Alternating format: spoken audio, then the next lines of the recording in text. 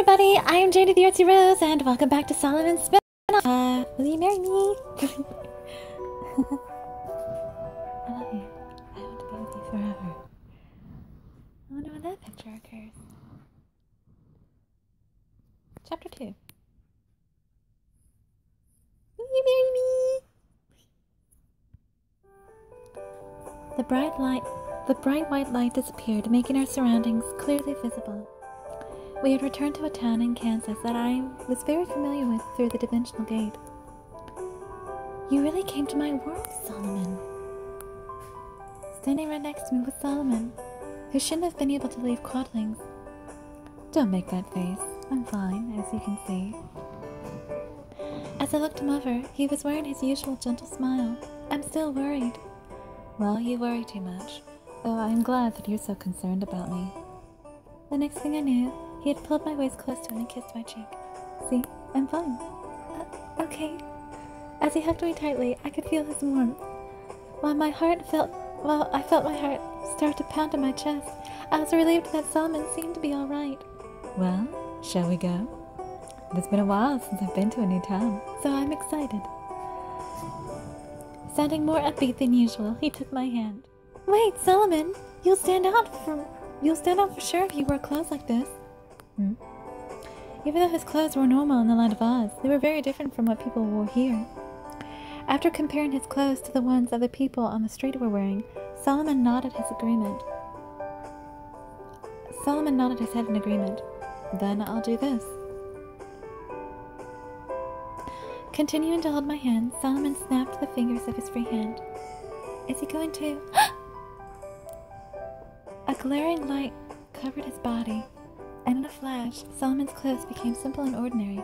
How's this? It looks good on you, but is it really good for you to use magic in this world? Yeah, there shouldn't be a problem if it's just something simple like this. He smiled radiantly.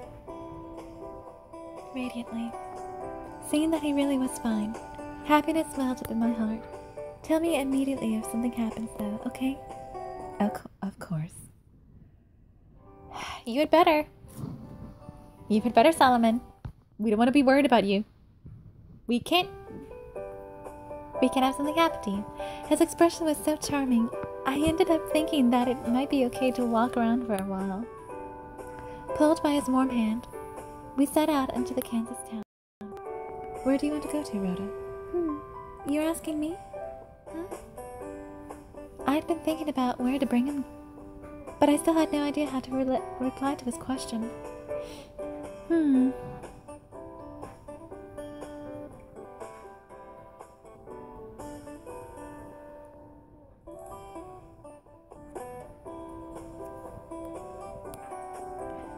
Then I want to go shopping. Shopping? Is there something you want? Is there something that you not want? No, that's not it. It's just hard to relax and look around in Quadlings, you know. I had occasionally gone down to the castle town, but Solomon and I were famous people there that everyone knew. If that's how you felt, we should have come here much earlier. Well, it's not like I was that upset about it. I just always thought it would be fun if I could go shopping with you. Rhoda. He called my name excitedly, and I felt him squeal. Then we'll just have to go and have a lot of fun. Of course. Yeah, of course. We immediately headed for a town with lots of shops on it. The street I had walked down plenty of times with friends and family seemed completely different now when I was with Solomon. He gazed at each shop in wonder, seeing them for the first time. Rhoda, what's that shop? The smell of baked bread is coming from it. That's a hot dog stand. You put a sausage in a bun and eat it. There's often a stall like that on this corner. That's the first time I've seen that. Can we buy one? Are you hungry, Solomon? We just ate not that long ago, so I'm still full. I'm full too. But when I see something so rare, I just want to eat it. He said while walking over to the stall. Let's see. It is very simple, although wearing his shirt open like that it still draws some attention. What would you guys do if you saw someone walk around wearing what Solomon's wearing? It's still kind of fancy, but would you consider it out of place? After cheerfully talking with the owner, He came back with 2 hot dogs in his hand. Huh? Why did you buy 2 of them? He gave it to me for free, telling me to let my girlfriend have some too. Such a nice person. When I looked over at the stall, the owner was waving at us with a grin. But that guy isn't famous for being unsociable. Solomon, did you use some sort of magic? No, I didn't. Why'd you ask? He tilted his head in reply to my question. No, it's nothing. Maybe everyone became nicer after seeing his magnificent smile, thinking that I grew cheerful for some reason, too. It's okay if you just eat as much as you can, so dig in. Thanks, I will. Taking the hot dog, I could smell the ketchup and mustard on it. It was such a delicious aroma. I felt like I could eat it all, despite being so full. It's raining over here. Solomon, Rhoda, could you help me?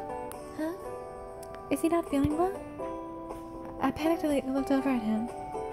He was sitting there holding the hot dog awkwardly. How do you eat this? I don't have a knife or a fork.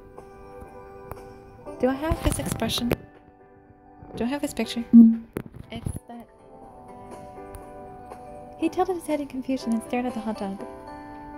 The sight of him being bewildered over a hot dog was just so strange I couldn't help but laugh.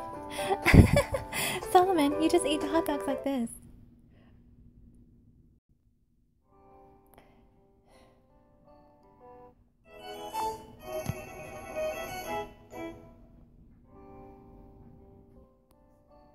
About keys this time.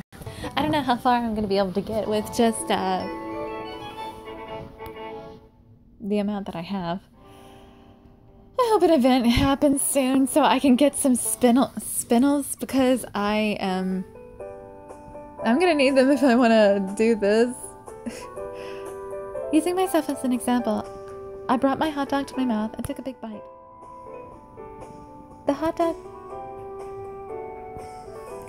hot dog casing had a nice snap to it, and the flavor of the meat filled my mouth. It's really good. That's a rather reckless way to eat something. He stared at me with wide eyes. Come on, now you take a bite. Okay.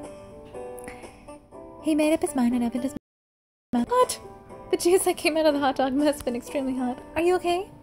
I thought the inside of my mouth would be burned. That's because you tried to eat so much at once. You've got ketchup on your mouth. I wiped it off with him with my handkerchief. He was the only one who usually looked after me, so this one felt nice for a change. How did it taste? Delicious. It certainly has a flavor you can't find in quadlings. Taking more care this time, he began to eat slowly. Standing next to him, I nibbled at my hot dog as well. So, do you always eat this, Rhoda?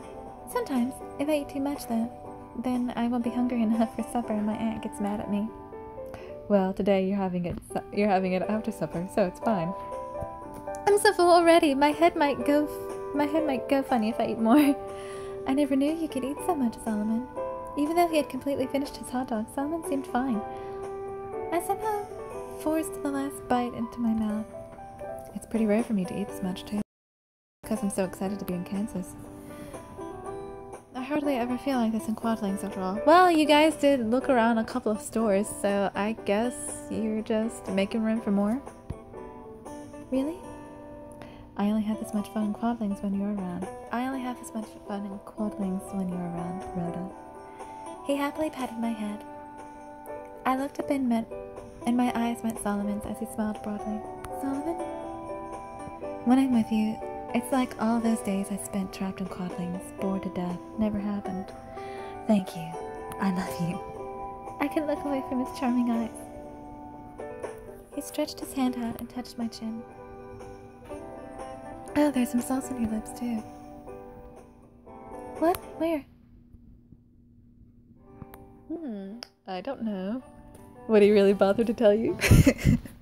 He's gonna take care of it with his lips, I know it. I'll get it. Solomon's face got closer to mine. Feeling my heart pound against my chest, I closed my eyes.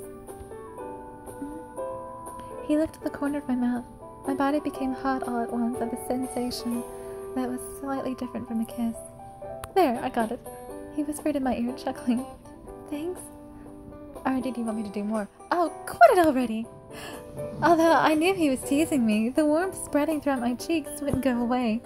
If we don't hurry, the stores will close soon. Shall we go? He gently held his hand out to me, so I put mine on his. Even in Kansas, I was getting dragged along Solomon's pace. We looked at a variety of stores from the outside, then finally entered one. Okay, Rhoda, pick out something you want. What? I want to give you a present to celebrate our coming to Kansas. But the accessories in the store don't look cheap. This was a famous brand store that even I knew. When I looked around, everyone in the store was wearing expensive looking clothing. It's fine, I'm the Lord of Quadlings after all. Quadlings Castle after all. But I'll have the clerk give you some recommendations. So why don't you look over there? Okay. It's hard to choose when I'm looking over your shoulder, right? I'll watch from a distance. He went over to the spot he indicated, and a clerk came over to me smiling. These are our recommendations. On top of the tray they showed me were necklaces adorned with various colors of precious stones. Beautiful. They were all from the window shop, which I had been admiring earlier. I still couldn't imagine myself actually wearing one. He said not to worry about the price. What a wonderful husband. The clerk said in a quiet voice, so that Solomon couldn't hear. Husband? No, he's not. So when do they start talking about the marriage stuff? Is that in the sweet ending? I reflectively denied the unexpected words, flustered. Oh, really? You seemed so close. So I thought for sure you two were a married couple. Do we really? But won't you get married soon? The clerk looked happily between Solomon and me. Oh, well, I'm hoping we will someday, but I wasn't sure how to reply to the clerk's question. Seeing me like that, the clerk's eyes shone even more. We have something in reserve.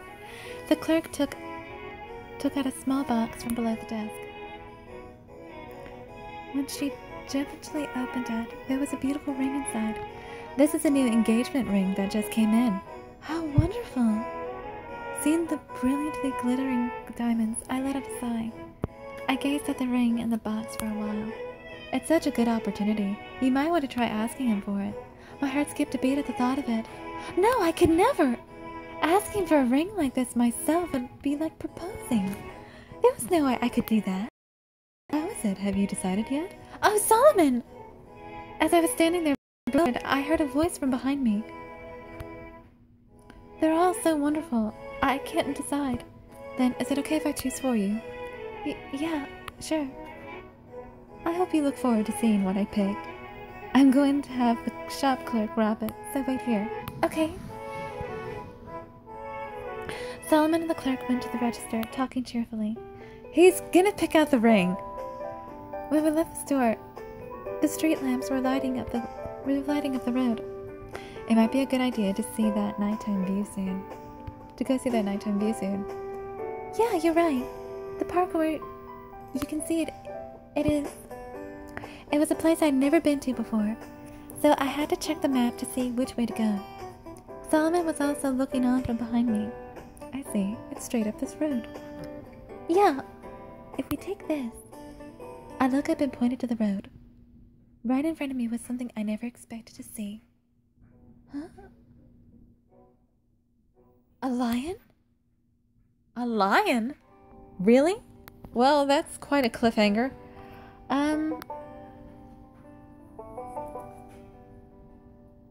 You know what?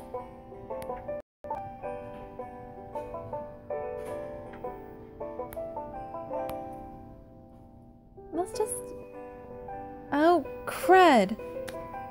How many keys do I need this time? I need four more.